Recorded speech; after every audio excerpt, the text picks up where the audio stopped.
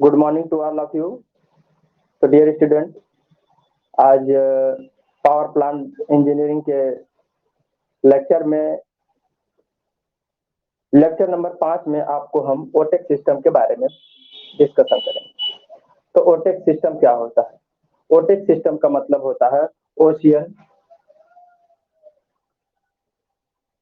OTEC का मतलब होता है ocean tidal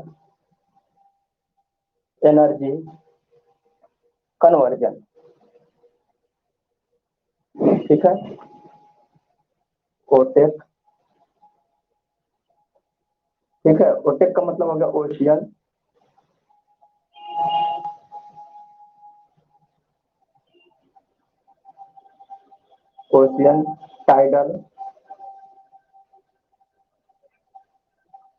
ocean tidal energy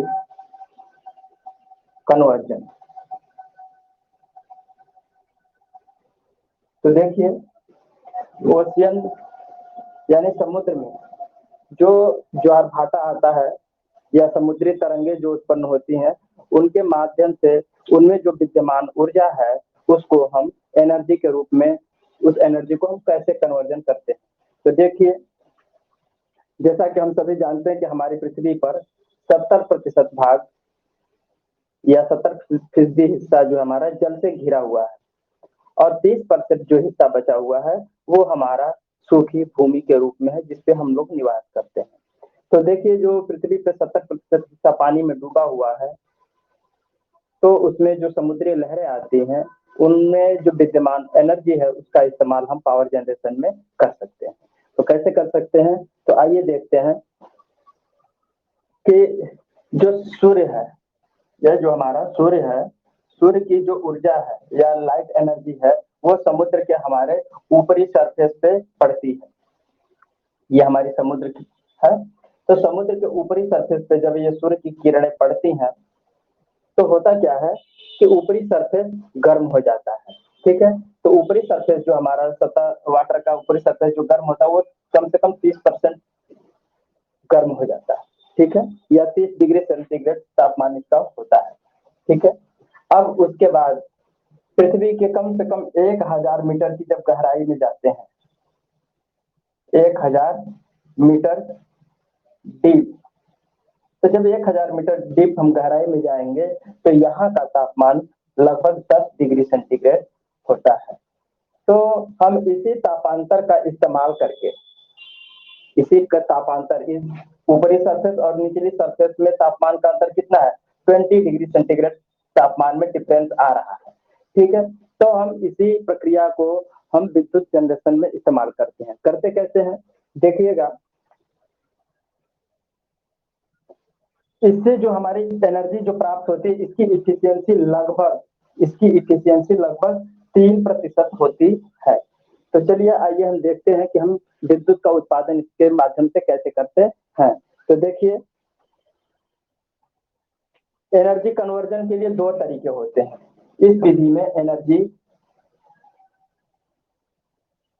conversion 2 प्रकार से होता है।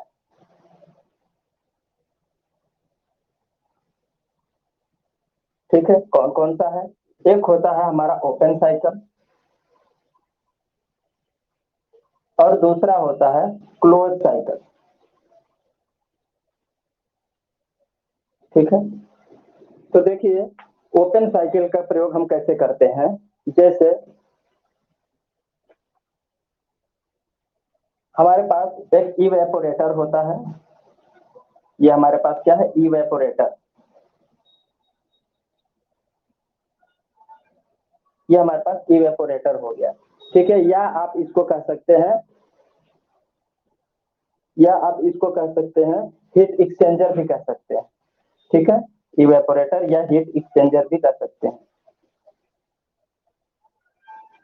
होता क्या है, इस इवेपोरेटर में हमारा सतह का जो गर्म जल होता है, इसमें प्रवेश कराया जाता है। हॉट वाटर या हीट वाटर, हॉट वाटर कौन सा? 30 डिग्री सेंटीग्रेड तापमान का जो वाटर था हम इसको इसमें इनलेट करा दिए। ठीक है, इसमें जब इन होता है तो वेपोरेटर में जाकर के इसका वाटर का प्रेशर जो है रिड्यूस होता है, वाटर का प्रेशर जो है रिड्यूस होता है और वेपर में यानी भाप में परिवर्तित हो जाता है। ठीक है, अब इसके बाद यहाँ से जो इसका भाप निकलता है वो उसको हमने किया क्या, स्टीम टरबाइन को दे दिया।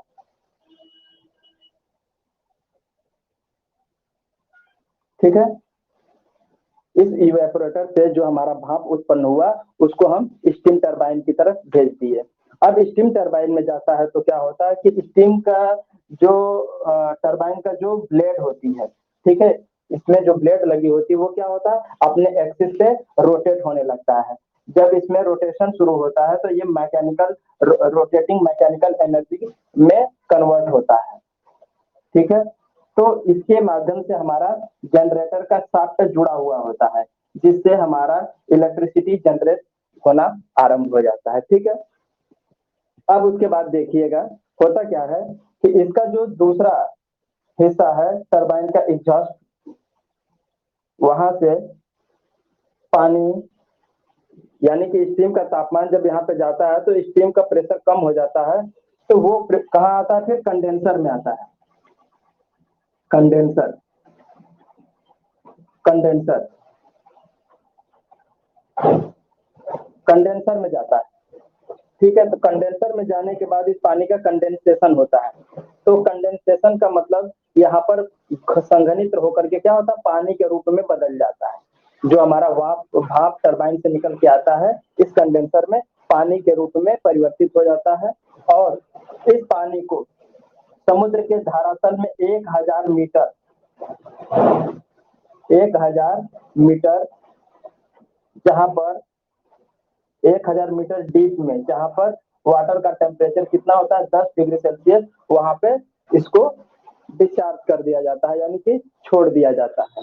ठीक है, अब उसके बाद देखिए यहाँ से इसमें समुद्र से इसमें कोल्ड वाटर समुद्र से 1000 मीटर की गहराई से इसमें कोल्ड वाटर जाता है। ठीक है, और एनर्जी को इसमें से एब्जॉर्ब करता है, फिर उसके बाद पुनः कहाँ चला जाता है, जमीन के अंदर चला जाता है। वो सॉरी 1000 मीटर समुद्र की गहराई में चला जाता है। ठीक है,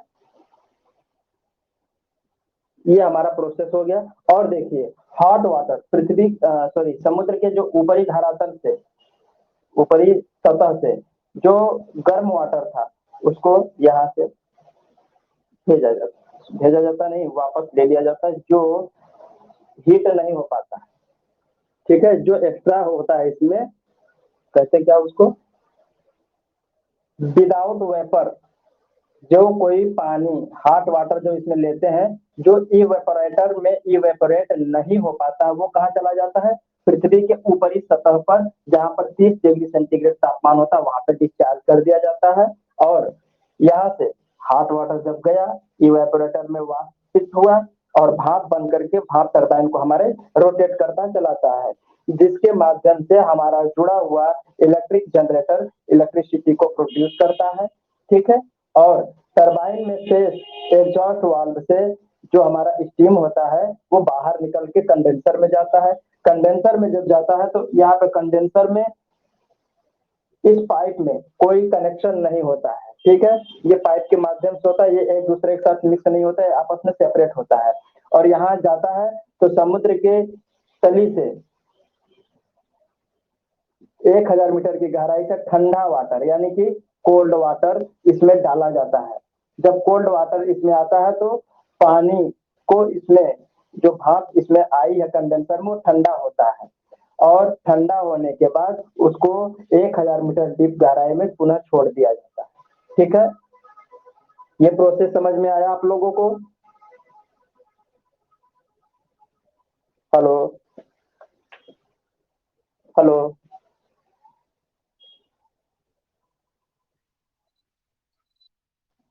कंडेंसर वाला देखिए, कंडेंसर वाला होता क्या है कि जो हमारे स्टीम टरबाइन से स्टीम निकली स्टीम टरबाइन के एग्जिट वाल्व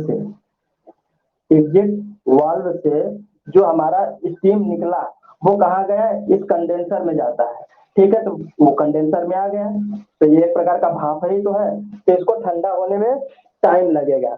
ठीक है, तो ठंडा होने के बाद क्या होगा, एक वाटर के रूप में तब्दील हो जाएगा, परिवर्तित हो जाएगा। तो इसको जल्दी से ठंडा करके वाटर में परिवर्तित करने के लिए हमने क्या काम किया, एक ठंडे पानी की पाइप इसमें डाल दिए। ठीक है, तो जब ठंडे पानी का पाइप, इसी पाइप में पानी ठंडा वाला जो है सर्कुलेट होता रहेगा। ठीक है, तो भाप जो आया हुआ है कंडेंसर में, उस क्या करेगा, इस पाइप में जो फ्लो हो रहा ठंडा पानी उसको हीट करेगा, और वो हीट होकर के पानी पुनः समुद्र के 1000 मीटर डीप गहराई में उसको छोड़ देंगे। ठीक है, और इधर से ठंडा पानी जाता है और इसमें सर्कुलेट होकर के गर्म पानी में परिवर्तित होकर बाहर चला आता है, और ये भाप क्या होता है, इस पाइप में सर्कुलेट हो रहे ठंडे पानी की वजह से ठंडा होकर के पानी में बदल जाता है। ठीक है, और उसको भी समुद्र की गहराई में डाल दिया जाता है। बात समझ में आई कि कंडेंसर का काम क्या है। कंडेंसर का काम का मतलब संघनन करना, संघनन। हाँ, तो इसमें पानी को ये ठंडा करता है। तो ये हमारा हो गया केवल ओपन साइकिल। कौन सा साइकिल, ओपन साइकिल। समझ में आई ये बात, इसको रफ करें। हाँ, बना लीजिए, बना लीजिए, जान लीजिए कि कैसे कैसे इसमें प्रोसेस होता है, कौन कौन से प्रोसेस है। ओटेक थर्मल सिस्टम में दो प्रोसेस होता है, एक ओपन साइकिल प्रोसेस होता है और एक क्लोज साइकिल प्रोसेस होता है।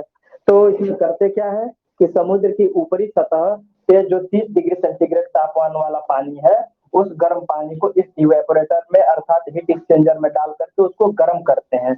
जब गर्म करते हैं तो वो भाप बन जाता है, और भाप बनने के बाद उसको स्टीम टरबाइन में प्रवेश कराते हैं, और जैसे स्टीम टरबाइन में ये प्रवेश करता है तो हमारा स्टीम टरबाइन अपने एक्सिस पे रोटेट होने लगता है, जिसके शर्त के माध्यम से जनरेटर के शर्त को कपल किया गया होता है, और जनरेटर विद्युत शक्ति का उत्पादन करने लगता है।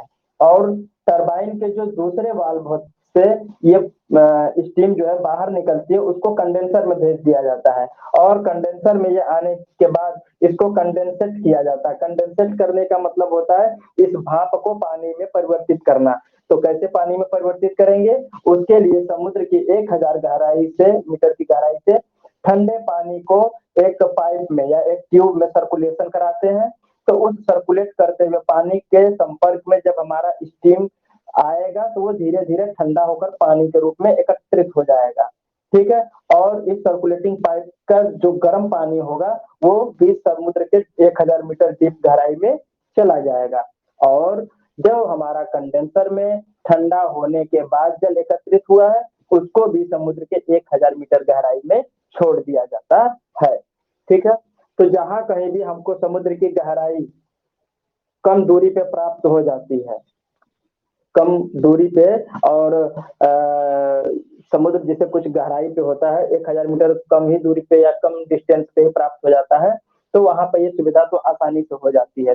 लेकिन अगर कहीं कहीं ऐसा होता है कि समुद्र के तट से नजदीक स्थल पर 1000 मीटर की गहराई यदि नहीं प्राप्त होती है तो हमको समुद्र में काफी अंदर जाना पड़ता है, समुद्र में काफी अंदर जाना पड़ता है, वहां पर 1000 मीटर की गहराई को हमें खोजना पड़ता है।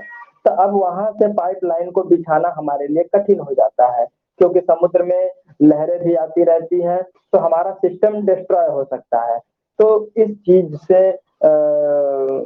1000 मीटर की गहराई को प्राप्त करने के लिए करते क्या है कि बड़ी बड़ी शिप समुद्र के बीच में ले करके स्थापित करना पड़ता है, और वहां से 1000 मीटर की गहराई को सर्च किया जाता है, जहां पे हमें 1000 मीटर की गहराई मिल जाती है, नीचे जमीन न हो, तो क्या करते हैं वहां पे इस प्लांट को स्थापित कर देते हैं, नाव पे ही फिट कर देते हैं, बड़ी बड़ी जहाजों पे शिप पे ही फिट कर देते हैं, और वहां से पाइपलाइन के माध्यम से पानी को कंडेंसर में ला करके कंडेंसेशन वाली प्रक्रिया को शुरू कराते हैं। ठीक है, अब आइए आगे चलते हैं क्लोज साइकिल की तरफ। ठीक है, इसको रफ करते हैं।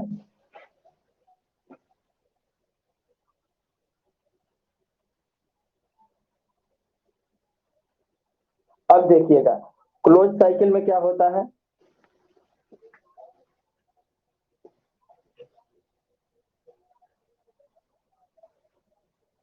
हेडिंग डाल दीजिएगा क्लोज साइकिल। अब देखिए ये क्लोज साइकिल के बारे में है, ये साइकिल तो खत्म हो गई। अब देखिए क्लोज साइकिल कैसे होता है। तो ये क्लोज साइकिल में हुआ क्या कि ये इवेपोरेटर तो हमारा रहेगा ही, इसमें क्या करेंगे हम अमोनिया भर देते हैं। यहाँ पे क्या होगा अमोनिया,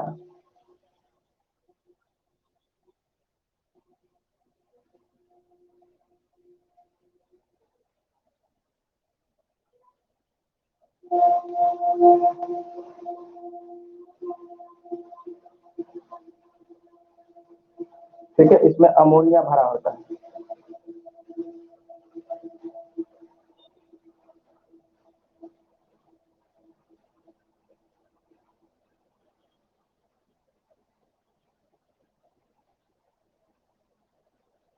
ठीक है, ये हमारा है देखिए क्लोज साइकिल, इसमें अमोनिया भरा हुआ होता है। क्या भरा होता है अमोनिया। अमोनिया एक ऐसा पदार्थ होता है ना, जो 30 डिग्री सेंटीग्रेड पर ही बॉयल हो जाता है। अमोनिया जो है 30 डिग्री सेंटीग्रेड पे ही बॉयल हो जाता है, अर्थात कहने का मतलब ये रूम टेम्परेचर पे भी, ये रूम टेम्परेचर पे भी वाष्प के रूप में परिवर्तित हो जाता है। तो अब देखिए इसमें हमने अमोनिया भर दिया है, ठीक है। अब ये अमोनिया युक्त वाली पाइप जो है इस टरबाइन से होकर के कंडेंसर से होकर के यहाँ पे पंप के माध्यम से,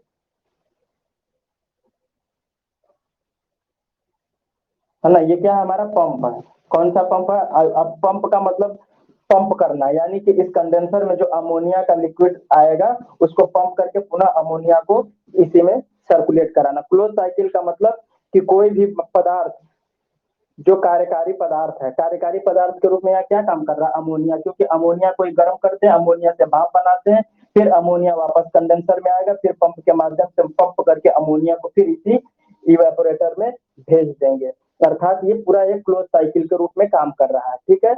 इसमें कार्यकारी पदार्थ का कहीं बाहर एग्जिस्ट नहीं हो रहा है, एग्जिस्ट हम नहीं करा रहे हैं, ठीक है, ये एक क्लोज साइकिल में ही चल रहा है। अब करते क्या है कि अब यहाँ से हम समुद्र के 30 डिग्री सेंटीग्रेड वाले ताप के वाटर को इसमें भेजते हैं,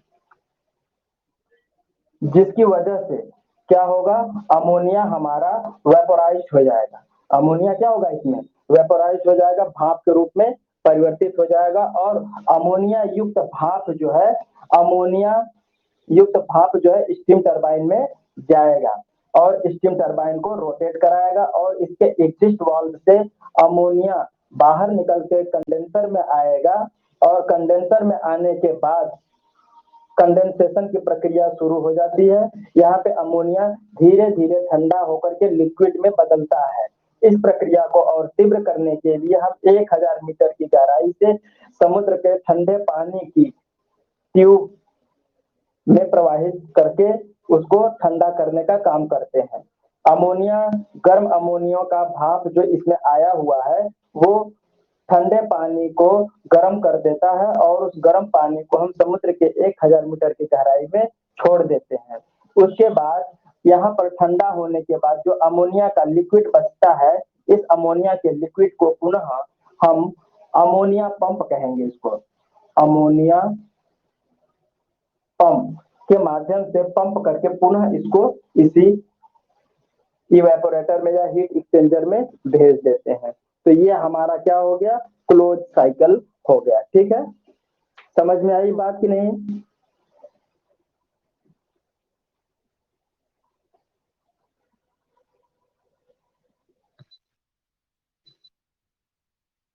हाँ ये आपको पूरा फिगर बनाना है, ये पूरा फिगर आपको क्लोज साइकिल का है, ठीक है, ये पूरा बना लीजिए। ये क्लोज साइकिल का देखिए ना, इसमें साइकिल हमने चेंज कर दी, इसमें अमोनिया भर दिया है, क्या है अमोनिया, अमोनिया भरा हुआ है, ठीक है। और इसमें ये हॉट वाटर इसमें गया, ये क्या है हॉट वाटर है, हॉट वाटर की वजह से अमोनिया वेपोराइज हो जाएगा और यहाँ पे अमोनिया स्टीम लिखिएगा, अमोनिया स्टीम या अमोनियम स्टीम।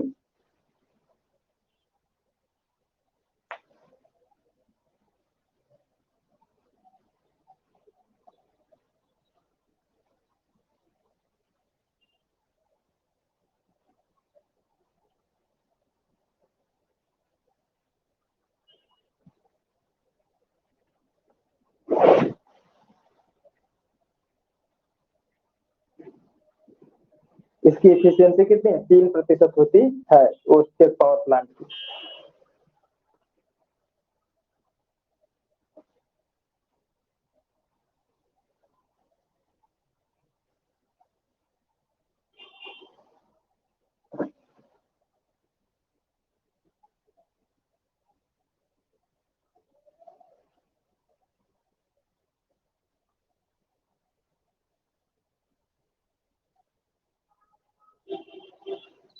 हाँ बताइए क्या। हाँ हाँ, और ओपन साइकिल और क्लोज साइकिल, दो दो साइकिल होते हैं, दो प्रोसेस होते हैं इनमें। हम्म, अब चलते हैं आपको लेकर के ज्वार भाटा के ऊपर कैसे करते हैं, है ना। समुद्र के आ, इसमें क्या, नहीं नहीं, यही सारी प्रोसेस होती है। हम ओशियन एनर्जी को कैसे कन्वर्ट करते हैं, तो ओशियन एनर्जी का तो आप जानते हैं कि समुद्र में जो टाइड आता है या उसके माध्यम से हम कैसे एनर्जी का कन्वर्जन करते हैं। तो इसके दो प्रोसेस है, ओपन साइकिल और क्लोज साइकिल। ओपन साइकिल को जिस प्रक्रिया से मैंने समझाया है कि इसमें एक हॉट वाटर लेते हैं जो समुद्र के ऊपरी सतह से लेते हैं और उसको इवेपोरेटर में डालते हैं, और इवेपोरेटर में ही एक अमोनिया ट्यूब होती है जिसमें अमोनिया भरा होता है, और वो अमोनिया जो है रूम टेम्परेचर पे या कह सकते हैं कि 30 डिग्री सेंटीग्रेड तापमान पे गर्म होकर के वाष्प में परिवर्तित हो जाने की क्षमता रखता है या ऐसी गुणवत्ता, ऐसा गुण रखता है। ठीक है। तो अब यहाँ पे अमोनिया वेपोराइज होने के बाद उसको हम स्टीम टरबाइन की तरफ ले जाते हैं, जो स्टीम टरबाइन को रोटेट कराता है, और स्टीम टरबाइन के साथ जुड़ा हुआ हमारा इलेक्ट्रिक जनरेटर जो है इलेक्ट्रिसिटी का उत्पादन करता है। और अमोनिया टरबाइन के दूसरे वाल्व से बाहर निकल करके इस कंडेंसर में जाती है, जहां पर समुद्र की 1000 मीटर की गहराई से 10 डिग्री सेंटीग्रेड वाले तापमान के ठंडे पानी को इस कंडेंसर में ट्यूब के माध्यम से सर्कुलेट कराते हैं, जो अमोनिया के वाष्पित रूप को वास्तविक रूप से ऊष्मा को ग्रहण करके उसको ठंडा कर देता है, और समुद्र का जल गर्म हो जाता है और उसको पुनः पानी की गहराई में यानी समुद्र की गहराई में 1000 मीटर पे डिस्चार्ज कर देते हैं। इस प्रक्रिया के बाद हमारा अमोनिया कंडेंसर में ठंडा होने के बाद तली में लिक्विड के रूप में, द्रव के रूप में एकत्रित हो जाता है, जिसे अमोनिया पंप के माध्यम से हम उसको पंप करके पुनः इवेपोरेटर में भेज देते हैं। ठीक है। या हीट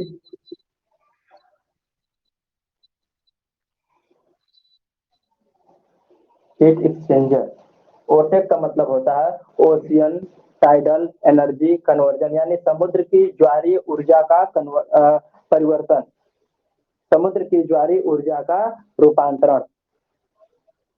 ठीक है। हाँ, समुद्र की ज्वारीय या ज्वार ऊर्जा का रूपांतरण। ठीक है। इसी में एक और एक माध्यम है, एक तरीका और हम बता रहे हैं टाइड का, है ना।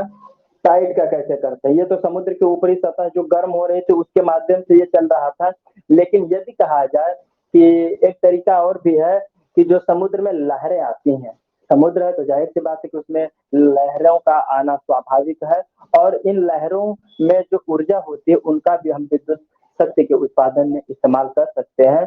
तो उसका तरीका ये है जो अभी डिस्कस करने जा रहे हैं, देखिएगा कैसे क्या है।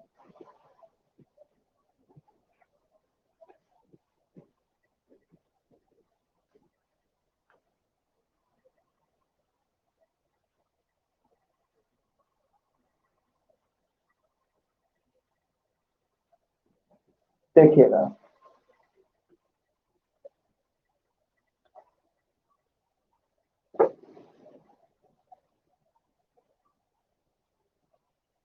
ये हमने एक बेसिन बनाया है। ठीक है। और इसी के गेट पर हमने, ये हमारा गेट है, इसको हमने बंद कर रखा है। ठीक है। और यहाँ पर हमने क्या लगा दिया है, टरबाइन लगा दिया है, टरबाइन। ठीक है, ये हमारा क्या है, गेट है। हमने इस गेट को बंद कर दिया है, ठीक है, और बीच में हमने क्या लगा दिया है, टरबाइन लगा दिया है। हुआ क्या, इसको रिजर्वायर बोलते हैं या जलाशय बोलते हैं, जलाशय या रिजर्वायर, ठीक है, रिजर्वायर या जलाशय इसको कहते हैं। हमने इसमें जलाशय बनाया और थोड़ा सा इसका मार्ग हमने सकरा कर दिया। कैसा कर दिया, सकरा, ठीक है। अब उसके बाद देखते हैं, ये हमारा इधर समुद्र है, क्या है ये, समुद्र है। तो जाहिर सी बात है मेरे विद्यार्थियों कि जब समुद्र में लहरें आएंगी, ठीक है, जब समुद्र में लहरें आएंगी, ये क्या है, ये आपका समुद्र तट है, ये क्या है, समुद्र तट है।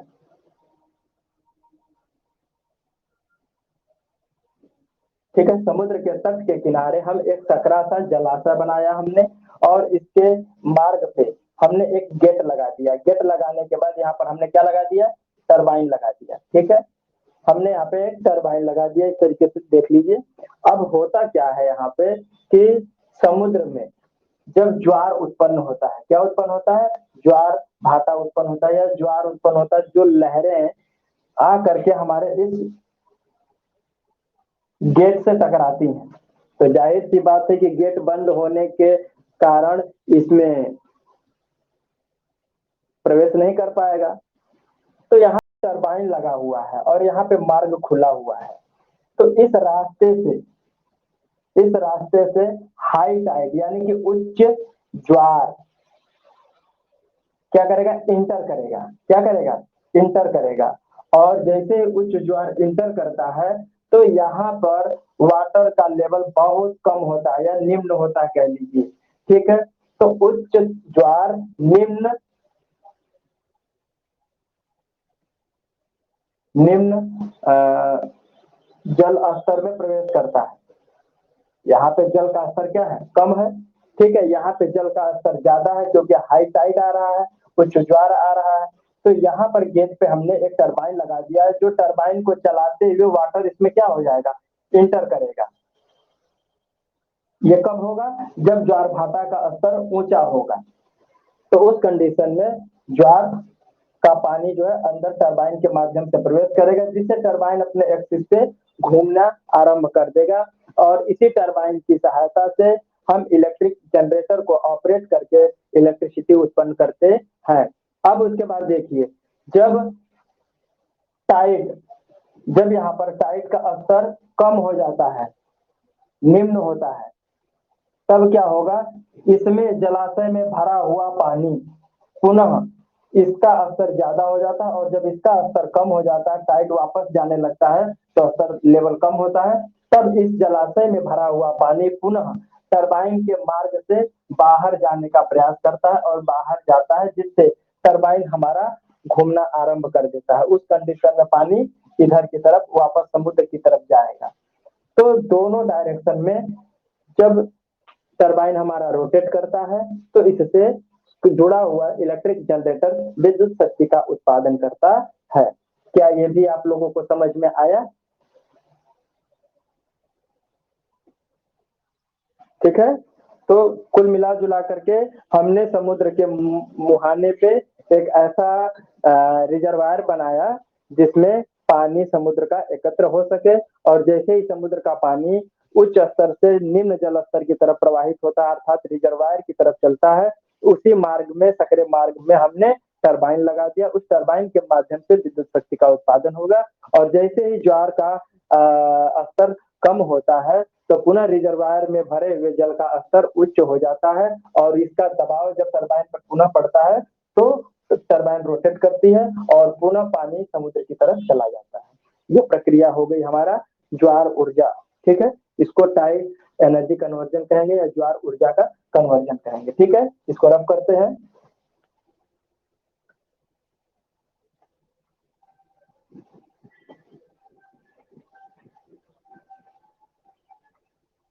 ये अभी छोटा छोटा सा है, इसमें भी हाँ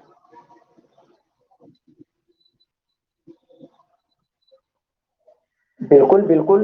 जैसे भाई एक छोटा सा एग्जाम्पल समझिए, जैसे आपका मुंह खाली है, आपने इसमें एक लोटा पानी भर लिया, तो लोटे में पानी की मात्रा ज्यादा थी, आपके मुंह में पानी की मात्रा कम थी, आपने पानी भर लिया मुंह में, तो आपके मुंह में पानी की मात्रा ज्यादा हो गई। ठीक है, अब पानी की मात्रा ज्यादा हो गई तो उसको आप मुख से बाहर की तरफ निकालने का प्रयास करेंगे। ठीक है, कुल मिला जुला के कहने का मतलब यही है कि यहाँ पे जो हमने गड्ढा खोद करके एक रिजर्वायर बनाया था, और यहाँ से समुद्र की ऊंची ऊंची लहरें जब आई तो इस टरबाइन को घुमाते हुए अंदर प्रवेश कर गए। क्यों? क्योंकि इधर से प्रेशर ज्यादा था, वाटर का प्रेशर ज्यादा था, गति ज्यादा थी, और वो इधर खाली या कम पानी वाले रिजर्वायर में एकत्रित हो गया। अब जैसे ही समुद्र की लहरें पुनः वापस जब जाती हैं, समुद्र की लहरें जब वापस जाती हैं पुनः, तो अब इसमें भरे हुए रिजर्वायर में भरे हुए पानी का क्या दाब ज्यादा हो जाएगा, तो वो बाहर की तरफ निकलने का प्रयास करेगा, जिससे मुहाने पे लगा हुआ हमारा टरबाइन रोटेट करता है, और उस टरबाइन के रोटेट करने से विद्युत शक्ति का उत्पादन होता है। फिर जब ऊंची लहरें आएंगी तो फिर अंदर की तरफ आएंगी, और जब फिर वो वापस जाएंगी तो इधर से दबाव पड़ेगा तो फिर से पानी बाहर निकलेगा। तो यही प्रक्रिया बार बार होती रहती है। ठीक है, अब ये चलते हैं।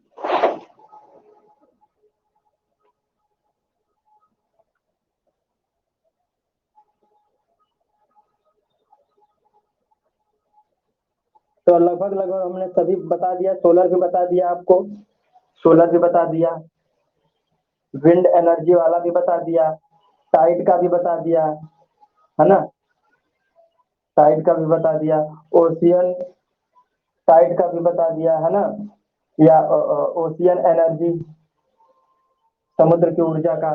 ठीक है, और समुद्र में आने वाली टाइड का, हवा का, सूर्य की ऊर्जा का। अब बचा डीजल का, डीजल वाला भी हमने बता दिया, न्यूक्लियर का। ठीक है, तो अब आगे की तरफ हम चलते हैं। ठीक है, अब अगले अगले चैप्टर जियोथर्मल। चलिए जियोथर्मल भी देख लीजिए। जियोथर्मल में करते क्या है कि समुद्र में जो है जियोथर्मल यानी कि देखिए, जहाँ कहीं भी ऊंचे ऊंचे पर्वत है, पहाड़ है, या ज्वालामुखी क्षेत्र है, क्या है, ज्वालामुखी क्षेत्र है, तो जाहिर सी बात है कि ज्वालामुखी क्षेत्र के अंदर काफी मात्रा में ऊष्मा होती है। क्या होती है? ऊष्मा निहित होती है।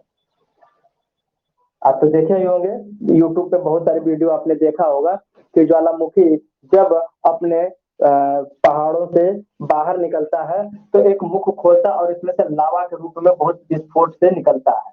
तो सोचिए कि जब ये ज्वालामुखी क्षेत्र है तो यहाँ पर कितनी अपार ऊर्जा होगी। इस ऊर्जा के द्वारा हमारे ये चट्टान वगैरह भी गर्म होते हैं, और इनके आसपास के तालाब वगैरह, आसपास के तालाब, कुएं या नदियां जो कुछ भी होंगी, उनका जल हमारे यहाँ के, जहाँ पे ज्वालामुखी क्षेत्र नहीं है, वहाँ के जल की अपेक्षा वहाँ के जल का तापमान ज्यादा होगा।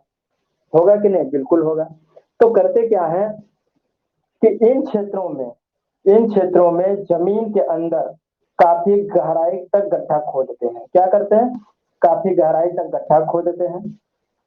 जब गड्ढा खोदते हैं तो नीचे जो है प्राप्त होता है जल, हमें इस जल का तापमान ज्यादा होता है। ठीक है, अब इस जल को हम निकाल लेते हैं और इसको पुनः हीट करके या इसके प्रेशर को, जब यहाँ पे कुआं खोदेंगे तो यहाँ पे जो जल गर्म जल है तो ये भाप के रूप में निकलेगा ही निकलेगा। तो इस भाप को हम इसके प्रेशर को मेंटेन करके हम स्टीम टरबाइन को चला सकते हैं। क्या कर सकते हैं? इसमें गड्ढा खोद देते हैं गहराई तक, और इसमें जो जल निकलता है गर्म जल, इस गर्म जल का उपयोग हम पावर जनरेशन में कर सकते हैं। क्यों? क्योंकि बॉयलर में जब इस पानी को गर्म करेंगे तो पानी को गर्म करने के लिए हमें ज्यादा ऊर्जा लगाने की आवश्यकता नहीं होती है। कम ऊष्मा देकर के भी हम इसको गर्म कर सकते हैं, क्योंकि ये तो पहले से ही गर्म है, थोड़ा सा और गर्म करेंगे भाप में तब्दील हो जाएगा। दूसरी बात, जब इसमें हम गड्ढा खोद देते हैं तो इसमें से भी जो पानी गर्म है वो भी भाप के रूप में ही बाहर की तरफ निकलता है और इसको एक कंटेनर में इसको स्टोर करते हैं या ऐसी युक्ति का इस्तेमाल करते हैं जिससे इसमें से निकलने वाले भाप को हम कंट्रोल कर सकें और कंट्रोल करने के बाद इसको एक इच्छित प्रेशर से तैयार करके हम स्टीम टरबाइन को चला लें और उसके माध्यम से हम विद्युत शक्ति का उत्पादन कर लें। बात समझ में आई? बताइए। ठीक है, प्रोसेस यही है। अब आगे चलते हैं। हाँ हाँ, स्टीम को प्राप्त करके, भाप को प्राप्त करके हम उससे तैयार कर लेते हैं, है ना, विद्युत उत्पादन में इसका इस्तेमाल कर लेंगे। ठीक है, अब आगे चलते हैं, देखते हैं।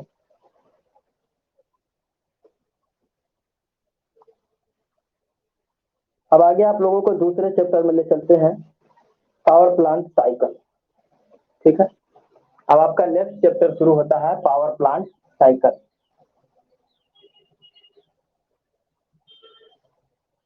चैप्टर 2 पावर प्लांट में जो विद्युत शक्ति का उत्पादन होता है उसको किन किन साइकिलों में प्रोसेस कराने के बाद विद्युत शक्ति का उत्पादन होता है, आइए देखते हैं। ठीक है, चलिए।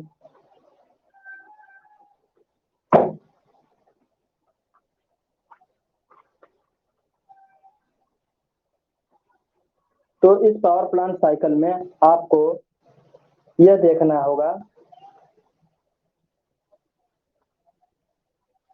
अभी अभी आपको हमने पिछले अध्याय में शक्ति प्लांट मतलब विद्युत शक्ति के उत्पादन करने वाले संयंत्रों के विभिन्न तरीकों के बारे में हमने आपसे डिस्कस किया कि कितने प्रकार के प्लांट होते हैं जिनके माध्यम से विद्युत शक्ति का उत्पादन किया जा रहा था, जिसमें एक ईंधन दहन के फलस्वरूप ऊष्मा को प्राप्त कर रहे थे। तो ईंधन दहन के फलस्वरूप जब हम ऊष्मा को प्राप्त कर रहे थे उसमें हो क्या रहा था कि हम ईंधन को जलाने के बाद कार्यकारी द्रव के रूप में, अर्थात किसी पानी को बॉयलर में रखकर उसको गर्म करते थे, तब जाकर के वो भाप बनता था। तो यहाँ पर ईंधन के दहन की ऊष्मा को द्रव को भाप में बदलने के लिए किया जा रहा था। तो यहाँ कार्यकारी तरल पदार्थ के रूप में क्या यूज हो रहा था? जल यूज हो रहा था। तो ईंधन के दहन के बाद बॉयलर में जो कार्यकारी तरल था वो एक प्रकार से जल भरा हुआ था, उसी जल को कार्यकारी द्रव या कार्यकारी तरल भी कहा जाता है। तो उसके माध्यम से हमने क्या काम किया था कि भाप बनाया था, भाप के माध्यम से हमने स्टीम टरबाइन को रोटेट किया था और स्टीम टरबाइन को रोटेट कराने के बाद उसकी ऊर्जा को, स्टीम की ऊर्जा को हमने घोड़ी मैकेनिकल एनर्जी में कन्वर्ट किया। उसके बाद हमने इलेक्ट्रिक जनरेटर को रोटेट कराया, घुमाया, जिससे विद्युत शक्ति का उत्पादन हुआ। अब आगे के चलते हैं। तो इस प्रकार जो है हमारा जो चक्र क्या चला कि हमने ईंधन का दहन किया, पानी को बॉयल किया, स्टीम टरबाइन को चलाया, विद्युत शक्ति का उत्पादन हुआ और स्टीम टरबाइन से जो वाटर निकला, स्टीम निकला, उसको हमने क्या किया, कंडेंसर में भेजा। कंडेंसर में जाने के बाद उसको पंप के माध्यम से पुनः बॉयलर में हमने भेजा। तो ये एक प्रकार का जो क्लोज साइकिल प्राप्त हुआ, इसी को हम क्या कहते हैं, एक रिपीटेटिव साइकिल का मतलब पुनरावृत्ति साइकिल। अर्थात यहाँ पे हमारा एक फर्नेस है, भट्टी के बाद इसमें हमने लगाया है बॉयलर। इस बॉयलर में पानी गर्म हुआ, भाप बना, और यहाँ से निकला और स्टीम टरबाइन को हमारे रोटेट किया, और रोटेट करने के बाद फिर ये कंडेंसर में गया जहाँ पर ठंडा हुआ,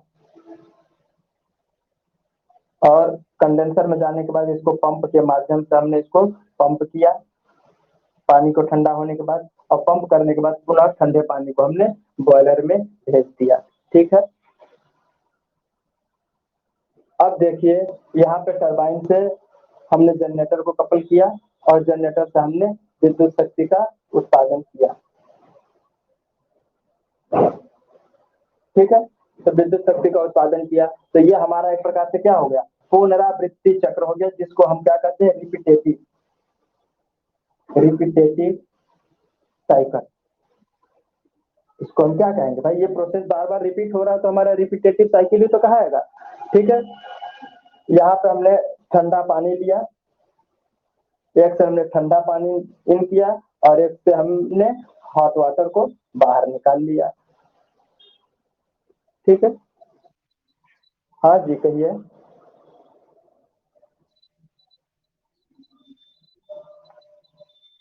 क्या जनरेटर दोनों दिशा में, जनरेटर किसी एक डायरेक्शन में घूमता है, जनरेटर, हाँ जनरेटर दोनों दिशा में कैसे घुमा देंगे।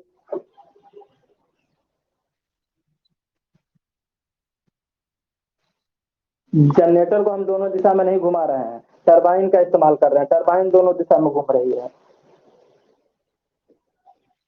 हाँ, क्योंकि देखो, हाँ मशीन पढ़ा है कि नहीं, आप मशीन पढ़े हैं, मशीन फर्स्ट, तो मशीन फर्स्ट में क्या देखा आपने कि हमारे पास जो जनरेटर है और एक मोटर पड़ा होगा, तो मोटर के घूमने की डायरेक्शन अलग होती है, जनरेटर की डायरेक्शन अलग होती है, आप कैसे कि डायरेक्शन उसका बदल देंगे, तब तो फ्लेंज का और उन नियम में बदल देंगे आप तो। ठीक है, हाँ क्यों, हम टरबाइन को घुमा रहे हैं, क्या कर रहे हैं टरबाइन को, हाँ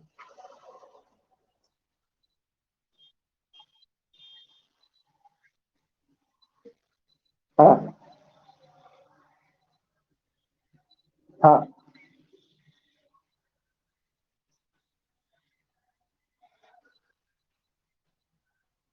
मैंने तो उसका उसका हमने मैकेनिज्म अभी हमने आपको बताया कहाँ, अभी तो मैंने एक तरीका बताया कि इस तरीके से होता है, उसके लिए दो टरबाइन यूज होंगे। ठीक है, हमने एक तरीका आपको बताया कि यह प्रक्रिया करके उसका हम इस्तेमाल करते हैं, उसमें भी दो बेसिन बनते हैं।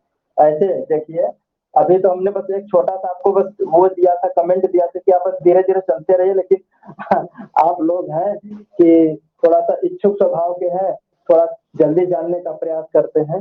देखिए इसमें हम, देखिए देखिए, ये देखो, ये देखो, ठीक है,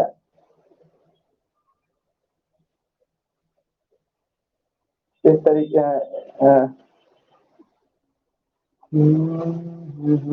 इस तरीके से है, इसका फिगर थोड़ा सा,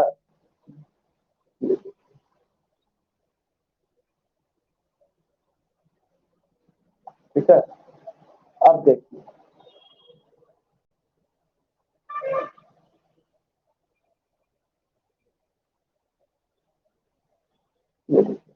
समुद्र हमारे इधर से लहरें आई और इधर लगा हुआ टरबाइन, इधर लगा हुआ टरबाइन क्या किया, हाई टाइड आया, क्या आया, हाई टाइड आ रहा है, समझ में आ रही है बात, इधर से हाई टाइड आया, इस जलाशय में पानी भर गया। ठीक है, इस जलाशय में जब पानी भरा तो ये रोटेट किया, इसके साथ जुड़ा हुआ जनरेटर विद्युत शक्ति का उत्पादन कर रहा था। ठीक है, और केवल इधर से इन करेगा लेकिन आउट वाटर नहीं जाने देगा। ठीक है, इसके गेट को बंद कर दिया जाएगा। ठीक है, इसमें जब हाई टाइड आया, टरबाइन रोटेट किया और इसके बाद इसका गेट बंद हो गया। ठीक है, अब उसके बाद वाटर इस इधर तरफ आया और इस डायरेक्शन से जब पानी हमारा निकला, तब इस टरबाइन को घुमाया और इधर से घुमा करके पानी को पुनः समुद्र में भेज दिया गया। बात समझ में आई, तो ये डबल बेसिन है, ये कौन सा है, डबल बेसिन टाइडल या टाइड एनर्जी कन्वर्जन। ठीक है, बात समझ में आई? हाँ, तो देखिए ये तरीका है, बस हम आपको एक ओवरव्यू हल्का हल्का दे रहे थे, अभी पहले चैप्टर में आप लोगों का इंट्रोडक्शन ही है, तो बस उसी को हम लेकर के चल रहे हैं। है, अभी तो पूरा अभी पढ़ना ही है, घबराइए मत, आप लोगों के साथ हम बने हुए हैं।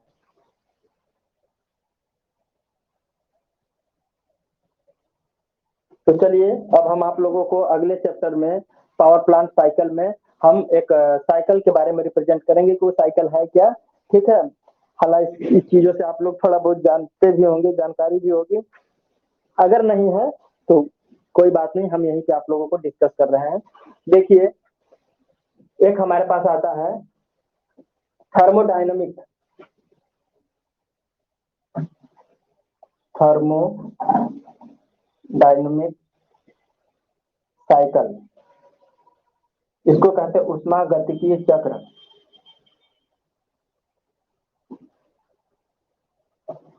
उष्मागतिकीय चक्र कहते हैं।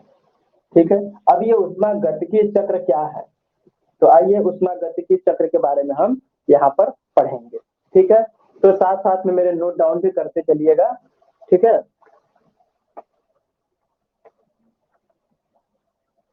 यह चक्र यहाँ तक दिख रहा है ना, यह चक्र, यह साइकिल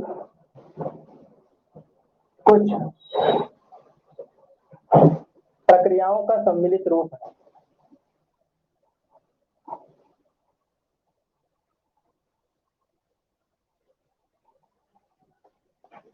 का सम्मिलित रूप है,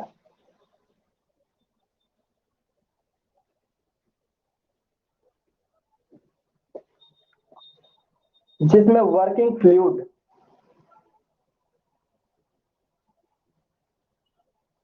जिसमें वर्किंग फ्लूइड या मटेरियल, या कोई मटेरियल, ठीक है, हीट सोर्स से, किसी से, हीट सोर्स से ऊष्मा ग्रहण करता है, हीट सोर्स से ऊष्मा ग्रहण करता है। ऊष्मा का कुछ भाग उपयोगी कार्यों में बदल दिया जाता है, ऊष्मा का कुछ भाग उपयोगी कार्यों में बदल दिया जाता है,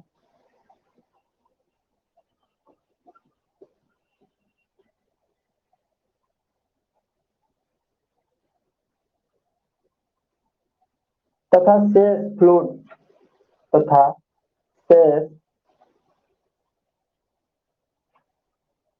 शेष फ्लूइड रिसीवर, अरे रिजर्वायर, सॉरी रिसीवर, रिसीवर में चला जाता है।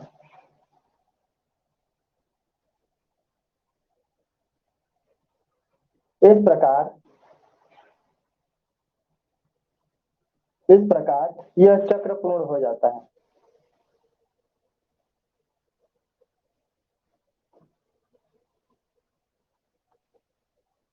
इस प्रकार यह चक्र पूर्ण हो जाता है। इस संपूर्ण प्रक्रिया को, इस संपूर्ण प्रोसेस को थर्मोडायनामिक प्रोसेस कहते हैं। ठीक है,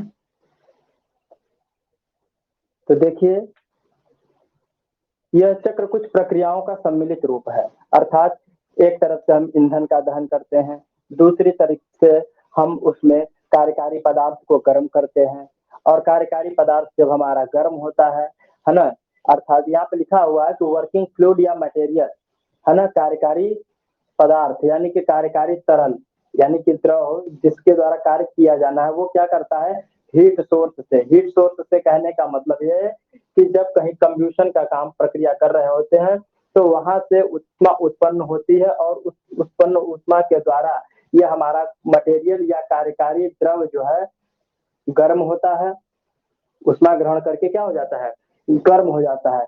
गर्म होने के बाद उस ऊष्मा का कुछ भाग उपयोगी कार्यों में चला जाता है, जैसे कि टरबाइन को चलाकर विद्युत शक्ति के उत्पादन में। लेकिन कुछ शेष फ्लूइड का मतलब हमारे टरबाइन से जो शेष फ्लूइड जो गर्म होता है, जो निकलता है, वो पुनः कहाँ चला जाता है, रिसीवर में चला जाता है। इस प्रकार यह चक्र हमारा क्या हो जाता है, पूर्ण हो जाता है। इस संपूर्ण प्रोसेस को एक थर्मोडायनेमिक प्रोसेस कहा जा सकता है या कहा जाता है। बात समझ में आई?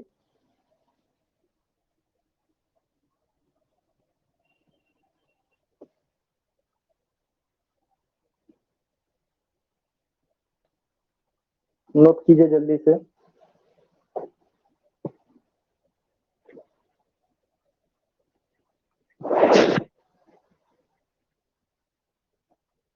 चलिए अब आगे चलते हैं। तो थर्मोडायनेमिक के जो प्रोसेस होते हैं वो कितने टाइप्स के होते हैं, ठीक है, आइए देखते हैं।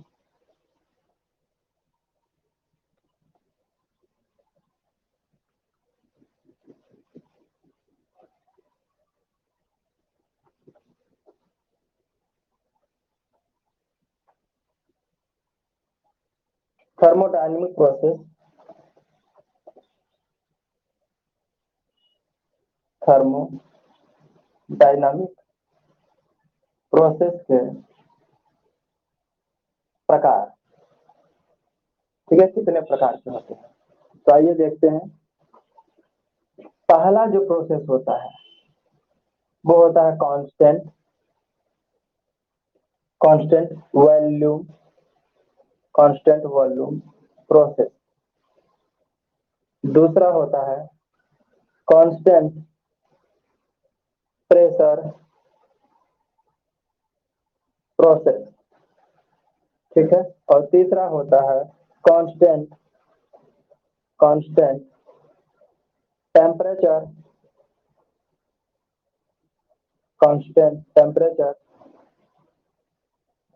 या आइसोथर्मल आइसोथर्मल प्रोसेस, ठीक है। और चौथा होता है कांस्टेंट कांस्टेंट एडियाबैटिक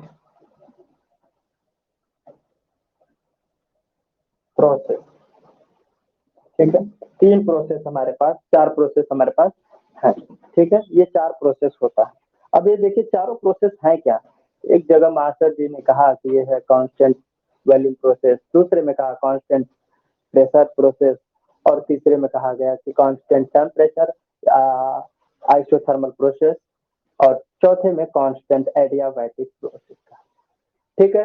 तो कांस्टेंट वॉल्यूम प्रोसेस का मतलब आप समझ रहे होंगे कि स्थिर आयतन, यहाँ पर क्या होगा, आयतन हमारा स्थिर होगा।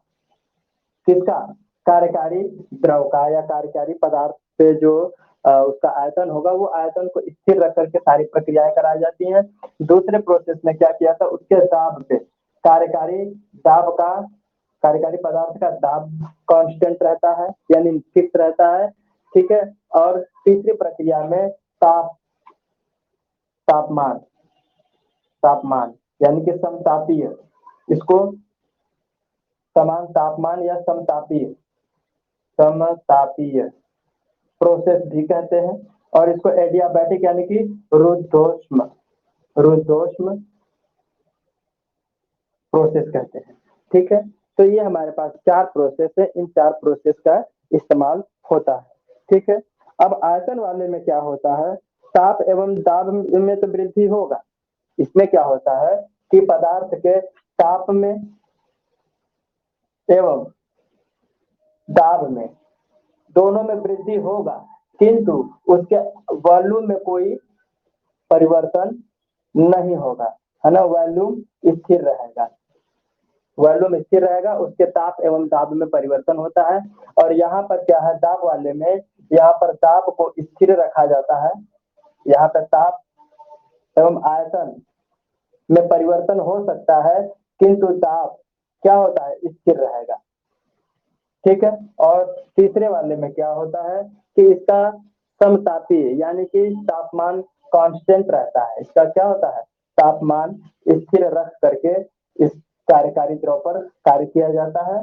और एडियाबैटिक प्रोसेस में क्या करते हैं कि यह तो न तो ऊष्मा इसमें प्राप्त होती है और न ही ऊष्मा व्यय होती है, न ही ऊष्मा प्राप्त होता है, न ही ऊष्मा प्राप्त होता है और न ही ऊष्मा का त्याग होता है। अर्थात एक प्रकार से ये आदर्श प्रोसेस के अंतर्गत आ जाएगा। किसमें? यह एक प्रकार से क्या होता है? आदर्श प्रोसेस।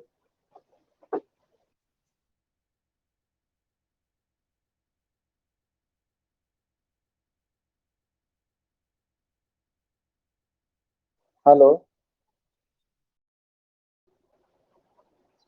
हाँ, अब आप लोगों का ऑडियो वीडियो आ रहा है? ठीक है। तो एक जो हमने लास्ट वाला साइकिल बताया है कि इसमें न तो ऊष्मा का त्याग होता है और न ही ऊष्मा प्राप्त होती है। तो इसका एक सटीक उदाहरण आपको, एक प्रक्रम ऐसा है जैसे कि आप देख सकते हैं कि भाप इंजन के सिलेंडर में भाप का जो है एक्सटेंशन होता है और कंप्रेशन होता है। तो इस दौरान ना ही ऊष्मा प्राप्त होती है और ना ही ऊष्मा का त्याग होता है। जब हमारा भाप का इंजन है ना, जब कोई हमारा इंजन है जिसमें भाप इंजन में जब भाप को कंप्रेस करते हैं, जब किसी सिलेंडर में भाप को कंप्रेस करते हैं, जैसे ये देखिए हमारे पास सिलेंडर है, इस सिलेंडर में जब भाप हमारा भरा गया तो इसको हमने क्या काम किया? कंप्रेस किया, है ना। ये हमारा जो पिस्टन जो है इसको क्या किया? कंप्रेस करेगा। इसको कंप्रेस का मतलब इसको दबाएगा, तो कोई ऊष्मा हमें उसमें नहीं मिलेगी और ना ही जब इसमें भाप इंटर कर रहा है तो इसमें कोई हमको ऊष्मा मिलेगी, ये पीछे की तरफ जाएगा तो हमें कोई कार्य नहीं प्राप्त होगा। ठीक है। अब देखिए, अंतः दहन इंजन के सिलेंडर से तप्त गैसों का विस्तार एवं संपीड़न, या फिर सिलेंडर में किसी सिलेंडर में अब तो इसमें भाप आ रहा था, उसका कंप्रेशन और एक्सपेंशन हो रहा था, तो न तो ऊष्मा प्राप्त हो रही थी न तो ऊष्मा का त्याग हो रहा था।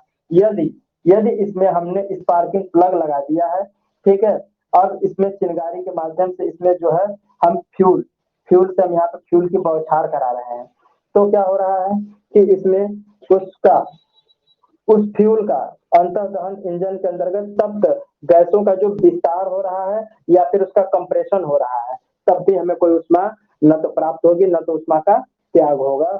और एयर कंप्रेसर जिसमें एयर को भर करके हम इसमें कंप्रेस कर रहे हैं, है ना। ये हमारा चैम्बर है सिलेंडर का, इसमें ये कंप्रेसर है लगा हुआ है। ये क्या करेगा? उसको इसमें जो वायु है तो वायु को क्या करेगा? कंप्रेस करेगा। इस तरीके से जब कंप्रेस करेगा तो वायु का आयतन क्या हो जाएगा? कम हो जाएगा। देखिए कंप्रेसर यहाँ पे नीचे है, अभी जब इसको लिफ्ट अप किया तो इसमें एयर को कंप्रेस कर दिया। ठीक है। तो इन सारी प्रक्रियाओं में ऊष्मा नहीं प्राप्त होती है और ना ही ऊष्मा इसमें त्याग होता है।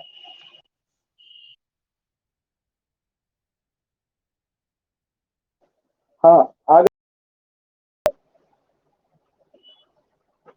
हेलो। तो आज के लिए हम आपकी क्लास यहीं पे समाप्त करते हैं। ठीक है।